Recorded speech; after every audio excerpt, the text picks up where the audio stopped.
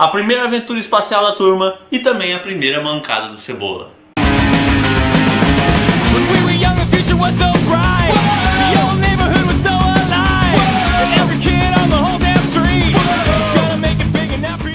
E aí, gente, Luiz da Opinião aqui dessa vez com a saga Brilho de um Pulsar, essa saga aqui de 3 partes, que é a edição 6, 7 e 8 de Turma da Mônica Jovem, a segunda saga da Turma da Mônica Jovem. Tá legal que a arte era bem diferente do que é hoje.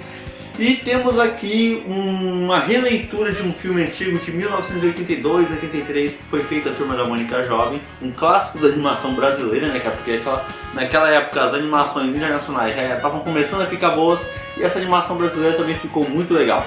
E bem, galera, de começo temos a primeira parte aqui, Brilho de um Pulsar, edição número 6, que quando eu coloco ali na minha coleção, ela sempre fica a edição um pouquinho mais alta do que as outras, tem um pouco de erro aqui nessa impressão. Mas de boa, né, cara? Essa primeira parte aqui vai contar a história da Mônica, Magali, Cebola e Cascão e o Franja indo no cruzador espacial do astronauta. Essa também foi a primeira aparição do astronauta em Turma da Mônica Jovem, né, cara? Foi a primeira vez que ele apareceu em Turma da Mônica Jovem. O cruzador espacial, que praticamente é uma cidade no espaço que tem lá na atmosfera da Terra. Pode-se dizer que ela fica um pouco ali perto de Marte também.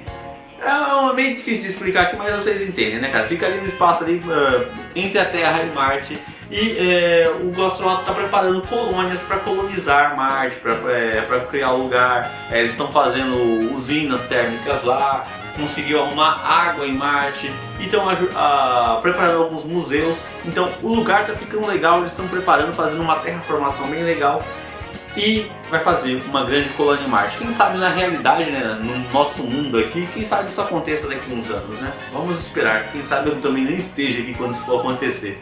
E bem, galera, como a edição já falava aqui no começo, né, cara, eles iam para uma excursão no espaço lá, e ainda tá bem anotado no canto aqui, assim, esse filme é baseado no longa de animação A Princesa e o Robô, filme de 1983. Eu assisti esse filme, eu recomendo todos vocês assistirem.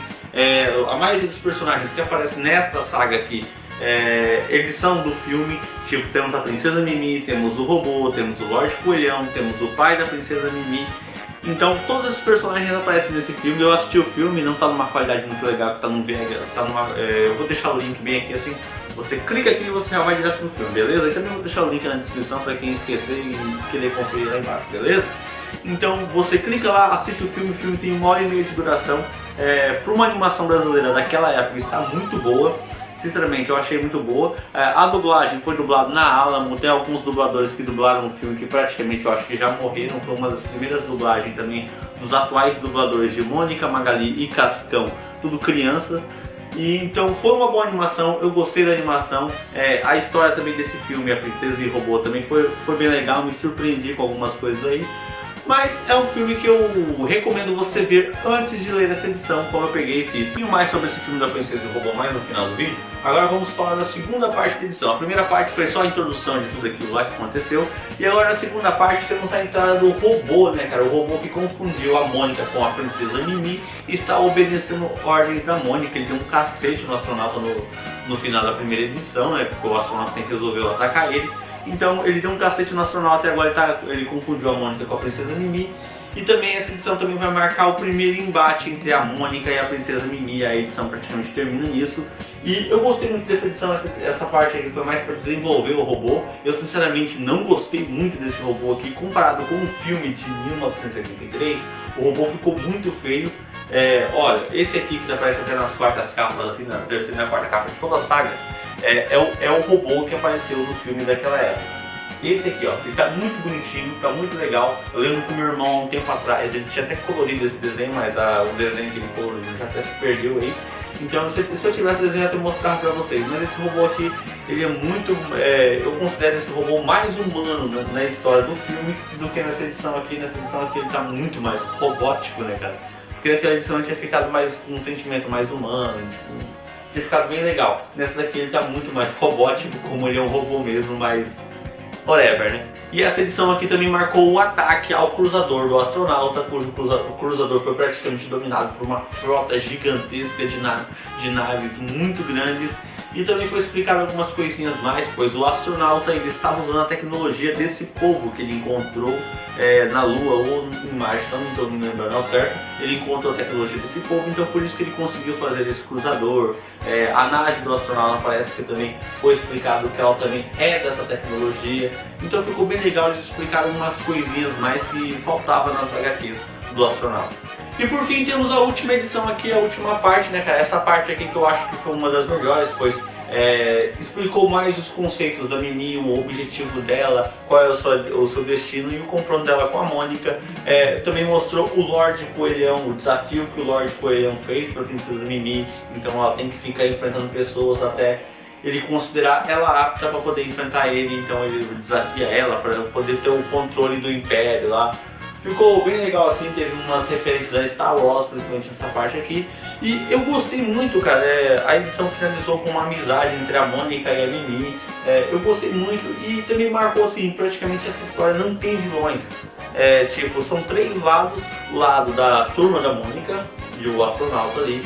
O lado da Princesa Mimi, que ela só quer aumentar a honra da família dela, uma coisa assim mais. Então mostrou o lado da Princesa Mimi e o lado do Lorde Coelhão, que ele praticamente é um juiz cósmico que determina as coisas. Tipo, ele não quer guerra, o Lorde Coelhão praticamente, ele quer que as pessoas que têm a dignidade, que têm a honra, que têm, como posso dizer assim, tem um aspecto a mais para poder governar uma galáxia, para poder governar o mundo, para poder governar um planeta. E o Império da Princesa Mimi, ele tem muitos planetas em seu sistema ali, então ele já tem um império consolidado.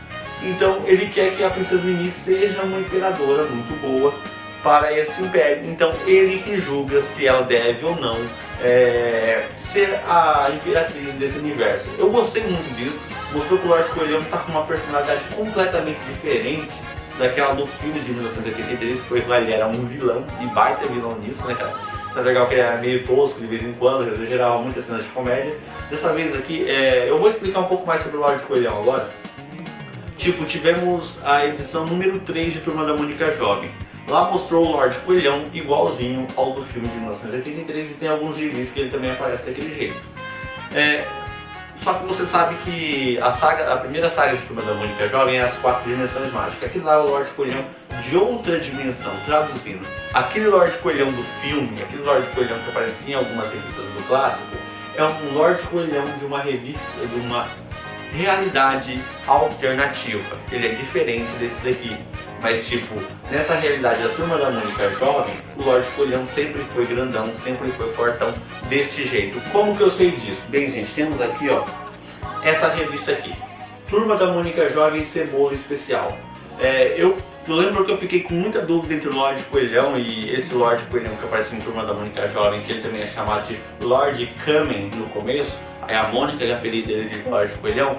Então eu fui ler todas as histórias que tem o Lorde Coelhão. Ele aparece nessa saga de Turma da Mônica Jovem, ele aparece na Turma da Mônica Jovem 38 e aparece nesta saga aqui. E nessa saga aqui, no final, ele mostra uma coisinha aqui que eu vou até jogar aí pra vocês.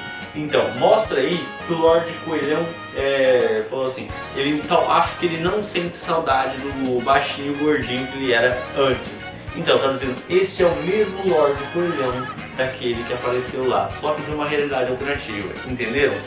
É o mesmo Lorde Coelhão de Turma da Mônica Jovem clássica, só que de uma realidade alternativa. Eu gostei muito mais dele jovem, né, cara, dele na Turma da Mônica Jovem. Eu queria que em alguma capa ele aparecesse melhor, pois nessa capa aqui ele aparece lá no fundo e não ficou tão legal assim.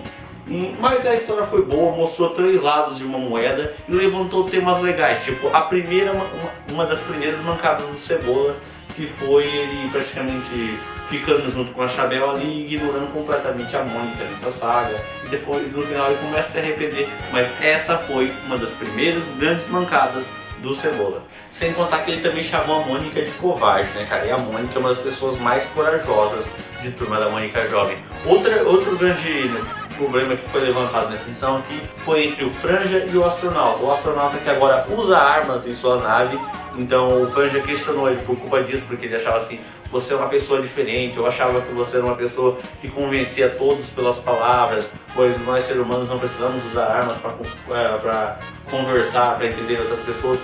E eu, sinceramente, eu concordo com o lado do Franja, mas também concordo com o lado do astronauta. O astronauta pode muito bem ir de lugar em lugar, sendo meio que um diplomata, conversando uma boa, talvez tenha até um idioma diferente, mas mesmo assim, ele tenta ir desse jeito. Mas tem lugares, como o próprio astronauta fala, tem lugares que mesmo você sendo mais educado, mais perfeito possível, não tem jeito, cara. Vai ter espécies hostis, sempre vai ter isso. E no espaço, né, cara, do jeito que é a história aqui, também vai ser do mesmo jeito. Então eu sinceramente fico do lado do astronauta, mas também em primeiro lugar temos que dialogar. Se não der certo dialogando, infelizmente a gente tem que partir para a ignorância. E sobre os outros personagens, cara, também tivemos a Magali e o Cascão. Tipo, o Cebola foi o cara que deu a mancada, a Mônica foi a protagonista que ficou praticamente o tempo todo com o robô, e depois teve a sua treta com a Princesa Mimi e depois virou amiga dela. O Cebola foi o cara que deu a mancada e ficou praticamente se culpando na última parte completamente por culpa disso. E por fim temos a Magali e o Cascão, que ficaram praticamente só como personagens de apoios. O Cascão só conversava mais com o Cebola e a Magali só conversava mais com a Mônica. Outra personagem que também foi apresentada do filme é a Princesa Mimi, que aparece aqui nessa quarta capa aqui junto com o pai dela. O pai dela praticamente não fez quase nada na história, né, cara? Ele só teve umas conversinhas com ela ali. A Princesa Mimi, cara, que me surpreendeu, ela está muito mais guerreira, muito mais corajosa, muito mais convicta nessa história aqui. Bem diferente do filme de 1983, que se você quiser o link vai estar na descrição, repetindo mais uma vez aqui. Ela está bem diferente do filme dela de 1983.